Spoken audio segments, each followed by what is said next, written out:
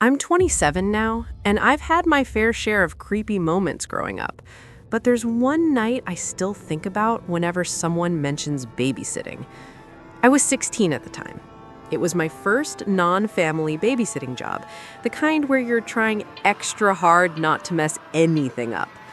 The parents were co-workers of my mom, nice people, friendly, normal. Their daughter, Lily, was 7. They lived in a 2-story house at the end of a quiet cul-de-sac. No street lights directly in front, just darkness and silence once the sun went down. I remember thinking it felt too quiet. The parents gave me the usual instructions. Dinner was already made. Lily's bedtime was 9. And they specifically said, if she wakes up scared, just sit with her for a bit. She has a big imagination.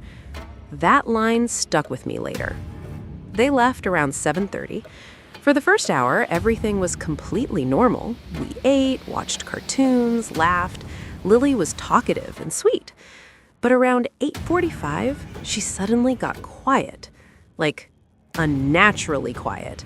She muted the TV herself and looked down the hallway leading to the stairs. I asked her what was wrong. She said, "He's back." I laughed it off and asked, "Who's back?" She shrugged and said, "The man who stands upstairs." That was my first red flag. I asked her what she meant, trying to sound calm. She said, "He stands by the guest room and watches my door." I told her no one was there and that houses make noises at night. She didn't argue. She just said, "Okay," in a way that felt like she didn't believe me at all. I tucked her into bed a little early that night. Her room was upstairs, end of the hall. The guest room was directly across from hers. As I was leaving, she grabbed my wrist. Not hard, just enough to stop me. She whispered, "If he comes back, don't open the door." That made my stomach twist. I sat downstairs after that, scrolling on my phone, trying to calm myself down. At exactly 9:32, I remember checking the time later, I heard footsteps upstairs. Slow, heavy. Not the sound of a child. I called out Lily's name. No answer. I started up the stairs, telling myself I was overreacting. Halfway up, I noticed something that made my heart drop. The guest room door was open. I was positive it had been closed earlier. The light inside was off, but the room wasn't dark. Someone was standing inside. I could see the outline of a tall figure through the doorway. Not moving, just standing there. I froze. And that's when Lily screamed. I ran the rest of the way up, adrenaline completely taking over. Her door was locked. She was crying on the other side, screaming my name. And from behind me, I heard a voice. Very calm, very close.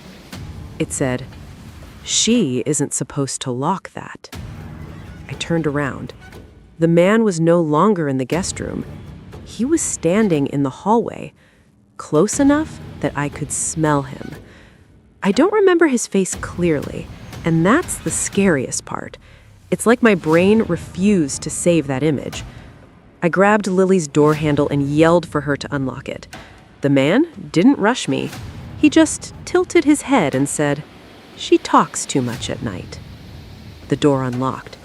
I shoved Lily into my arms and ran, down the stairs, out the front door. Barefoot, no phone, no keys.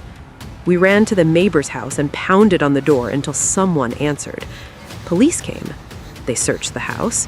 There were no signs of forced entry, no fingerprints, no missing items.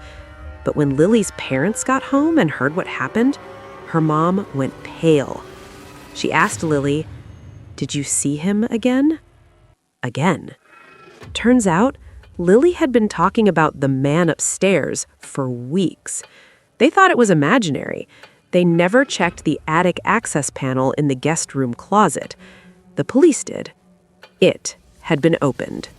Someone had been living up there.